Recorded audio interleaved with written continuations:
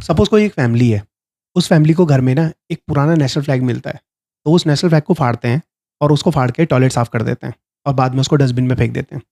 किसी को कुछ पता नहीं लगता, फैमिली को भी कुछ बुरा नहीं लगता। अगर मैं आपसे पूछूँ ना कि उस फैमिली ने गलत करा है सही करा, तो मेजॉरिटी ऑफ लोग बोलेंगे कि उसने गलत करा, ठीक है। लेकिन मैं आपसे पूछूँ ना कि उन्होंने एक्चुअली में गलत क्या करा, उसका रीज़न क्या है, तो आप ना रीज़न नहीं ढूँढ पाओगे कि रीज़न मतलब कि गलत हुआ क्या वहाँ पर, ठीक है।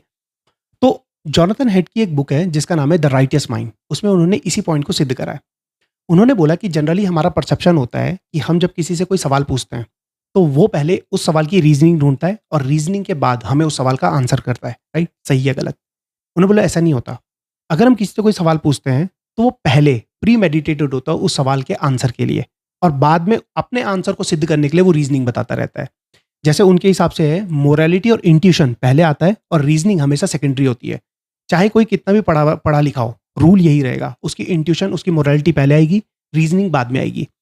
अब उन्होंने ये बोला है कि जैसे ना कोई बंदा है, मान लो वो कैमरा पे नेशनल फ्लैग को फाड़ देता है, तो कई लोग बोलेंगे कि उसने सही करा।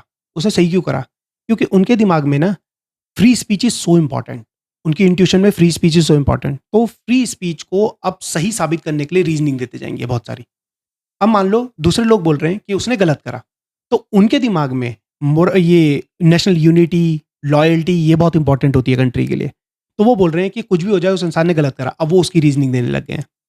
तो उन्होंने बोला कहीं ना कहीं यही एक रीजन है जिसकी वजह से लोग पॉलिटिक्स, इकोनॉमिक्स, मोरालिटी इन पे बहुत ज्यादा डिबेट करते हैं। क्यों? क्योंकि उन्होंने आंसर पहले बना दिया है, अब वो रीजनिंग ढूंढते जा रहे हैं, ठीक है। शायद यही एक रीजन है कि किसी कंट्री में ना किसी पॉलिटिकल पार्टी को चेंज करना इज सो हार्ड अगर वो बहुत ज्यादा पावरफुल है। क्यों?